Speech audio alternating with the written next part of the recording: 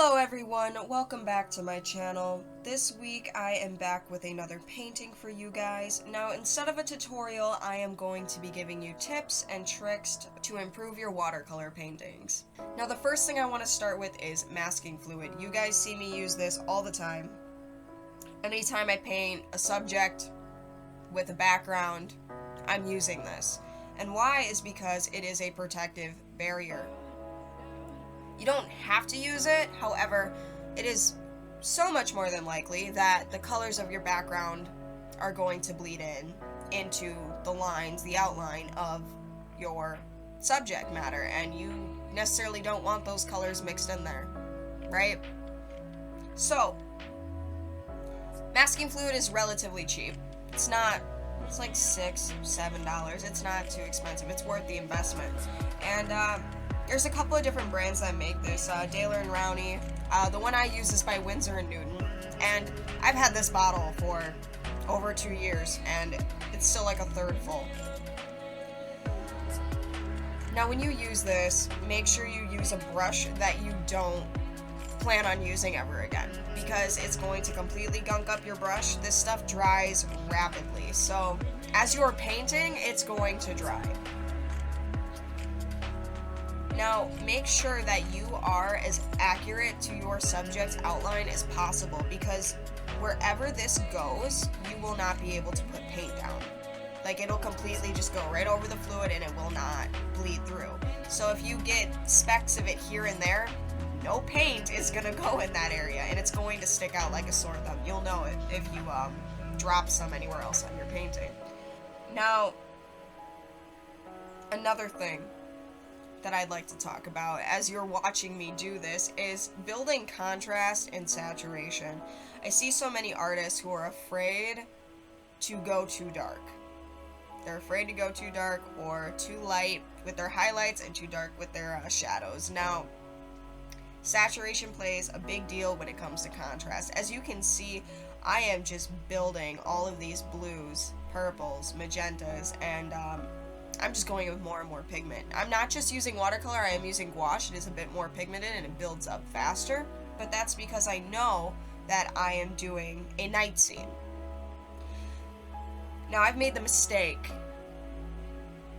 of building layers slowly, which is great if you're using a light watercolor technique. You want it to look that way, but when I was initially making something that I knew was going to be on the darker spectrum, and it took me way longer than it needed to for me to build those layers, because I was just doing such light glazes over and over and over again to get the effect that I wanted, when I could have went in with pigment right away and I could have done it in maybe a third of the time. Now, you're going to want to build your saturation before you build your contrast. Like, yes, kind of preserve some of your highlights, and yes, definitely note where your shadows are going. But when it comes to making those lights and darks stand out, this is where I like to use multiple medias. So,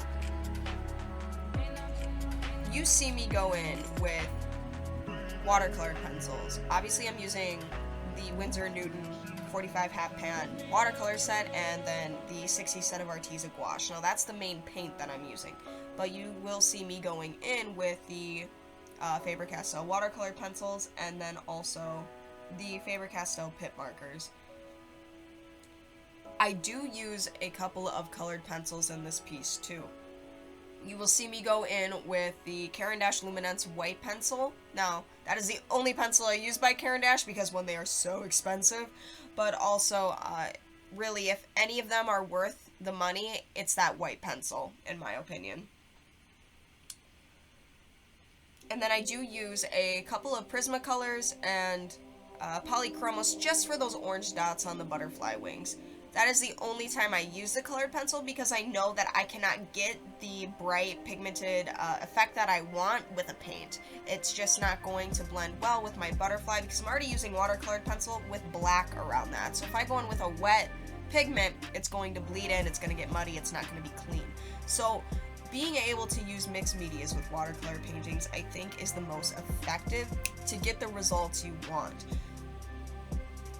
Building a base with a watercolor and a gouache to get that main saturation down, and then going on top of that with, whether that's a watercolor pencil or a colored pencil, to then define any details, get any deeper saturation that the paint couldn't get, and then also to just sharpen edges. And then after that, going in with pit markers or colored pencils to then really build your highlights and your shadows, your lightest of lights and your darkest of darks. Now this is what's going to create that realism.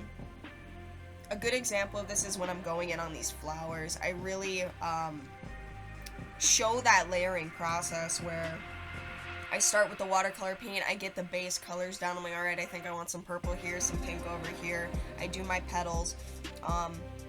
Where I know it's going to be like pure white, I already just immediately fill that in with pit marker because I want to preserve that highlight as much as possible. And then I outline it. I take a pit marker and I completely outline it because I know that these flowers are going to be glowing. I know that at those tips it's going to be pure white. To get this glowing effect, I'm going in with that gouache. Whether that's Winsor & Newton or the Arteza, they both work great. I just find Arteza is a bit more transparent, so I think I use that a bit more for this.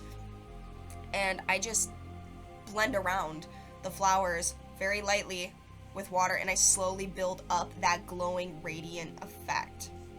And I will just go back and forth with doing that technique where I go from watercolor and gouache to the pit marker, back to watercolor and gouache, pit marker, over and over and over again until I get my layers how I want them. Another thing is that so many artists are afraid to do multiple layers. Like, they think that, I've seen so many people like finish a painting in like 1 or 2 layers and they're like, it's done. Like, I can't go in on it after that. And no, no, don't be afraid to just go in on layers. I probably did in total maybe 30 layers on this painting, where I just put my fan up and I walked away for 10-15 minutes, came back, it's dry, go right back in. Another layer of saturation, contrast, gouache. And again, that comes back to material. You may not have a paper that will let you layer that much. For example, a cotton paper, you can do endless amounts of layers and just keep building and building and building, and it's great. But if you have an actual paper-based paper, it definitely limits how many layers you can do. However, just because you have that doesn't mean you should stop at the first or second layer. Push it. You want to see an improvement in your art, push it. Don't be afraid to screw up. That's a big thing too. Do not be afraid to make mistakes. Make bad art. Because if you make bad art, you're gonna be like, okay, I know, next time, don't do this, don't do that. It's a mental note. If you're afraid to push the bounds of your own creativity, you're not gonna know what works for you and what doesn't. And also, if you don't make those mistakes, you're not gonna learn from them. So don't be afraid to make bad art. Even if you're like, oh, I'm wasting material. No, necessarily you're not. If you stay in a comfort zone and you just paint what you're good at, you will limit yourself and what you're truly capable of. So don't be afraid to try something new. Don't be afraid to go too dark. Don't be afraid to make an extreme highlight. Don't be afraid to be bold. Now, you will see me do splats all the time. That's out of my hands, right? So when I'm splatting, I'm aiming, but I have no idea where those splats are gonna go. And I have to just trust that it's gonna work. And I will do multiple layers with these splats. You see them already with the flowers, how I have some of them built up? Yeah, that pollen's coming out. There are little specks everywhere, but there's gonna be a lot more in there because I'm gonna glaze over those. And when those specks get glazed over, it creates depth. The further back they are, the darker they are. The closer they are, the lighter they are, especially because it's a white pigment. Now, normally it's the opposite, but in this case, because we're working dark to light, because it's nighttime, it's gonna be the opposite.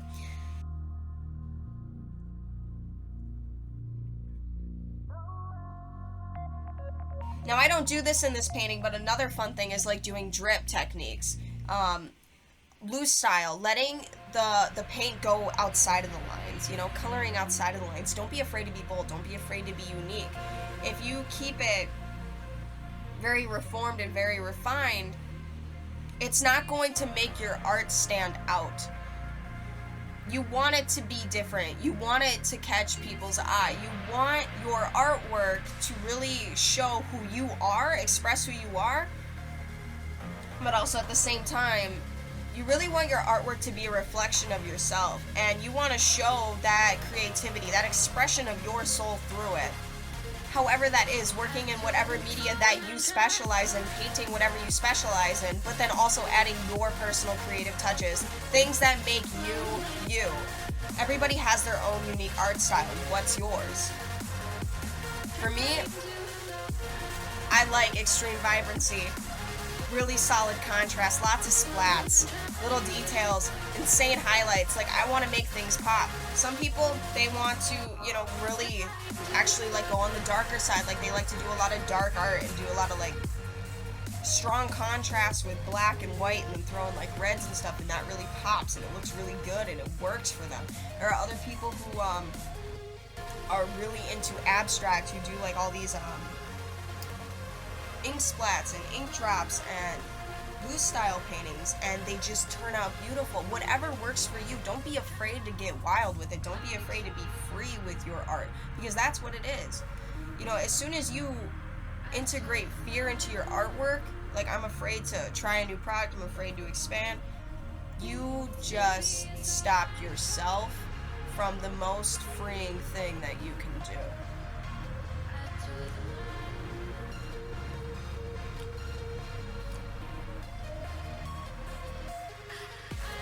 Let's talk about using black. So, in this butterfly, you do see me use black, and some artists say never ever use black in a painting. I totally disagree with this. However, I will add this.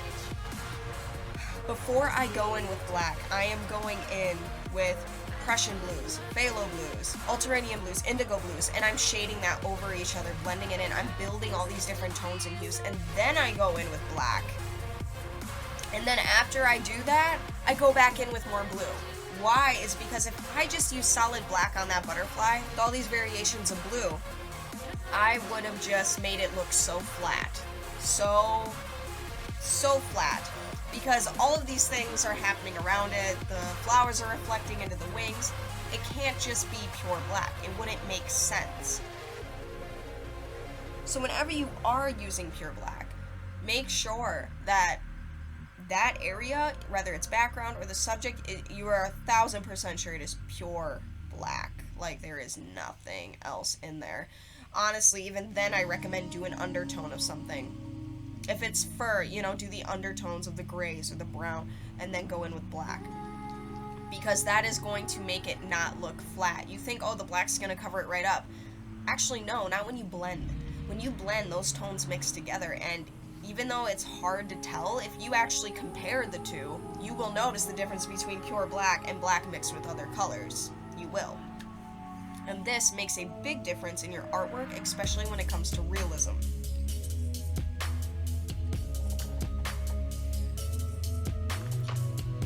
The last thing I want to touch on is reference photos. So, some artists always use a reference photo, some of them never use it. Honestly, it can go either way. Now, for this piece, I did use a reference photo, but to keep my artwork original, I did not copy the thing that I was looking at. I ended up using